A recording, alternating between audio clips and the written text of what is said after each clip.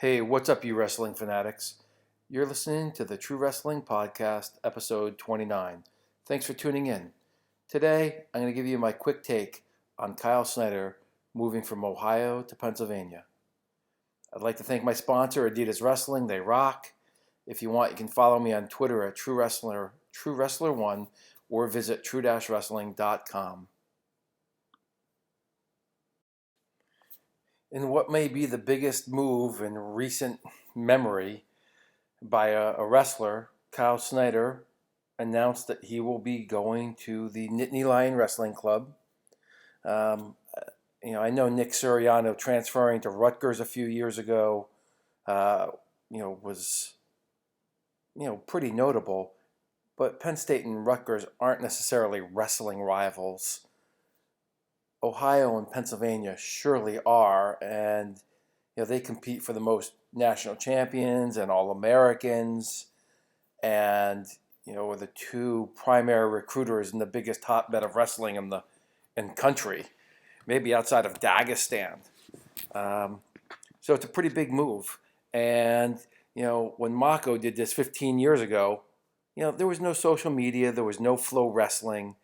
I mean, don't get me wrong, it was a big deal, but it was, and it had national implications just because even though he was at Iowa and going to Oklahoma State, and these are in the Midwest, Mako was an East Coast guy.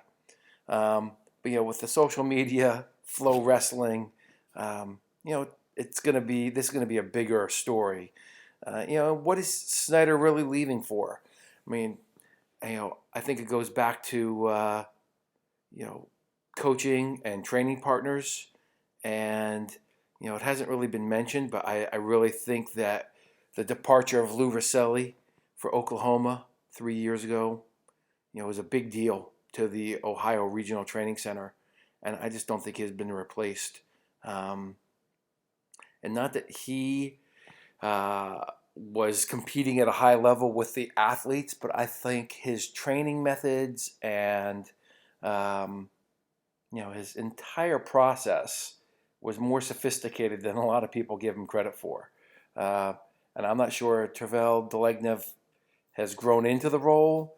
I know they were very close, but right now I think the rest of the staff there at the Regional Training Center, isn't. I'm not sure if they're quite at the level. I don't think they're at the level of the Nittany Lion wrestling coaches, obviously, but I also think that a couple of them might be overrated.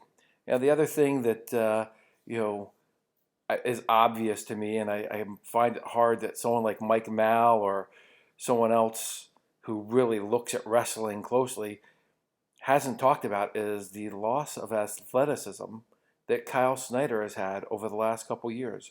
You go back and watch his World Championship matches from 2016, 17, and then watch this year or Kyle Snyder in the 2019 era, and you can see he's just not as athletic as he once was.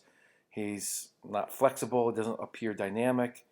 So I think there's a coaching element where maybe he's not prepared, and his results are showing that he's actually going backwards a little bit the last couple years, and his body is not as athletic. So those are a couple reasons I can think of him leaving, and everybody's going to have different views on that. But you got to admit that the training partners from Jake Varner, I know Casey Cunningham won national championships as a middleweight, but not only is he beating Nico Megaludis in the room, he is he's an upperweight, and he supposedly might be the after Varner the hardest guy to take down by the upperweights. Then you got reigning national champions, Kale Sanderson. I mean, David Taylor, Bo Nickel. I mean, you've got a stacked room, and the training partners just can't be beat.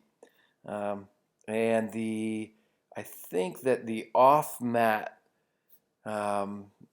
cohesion of that, even the senior level guys, is super tight. They're super focused as well. It's I don't think they all. I mean, they're all grown ups and they have families. A lot of them, and they have their own thing, but they also have that, um, the unity that I haven't seen at some other RTCs.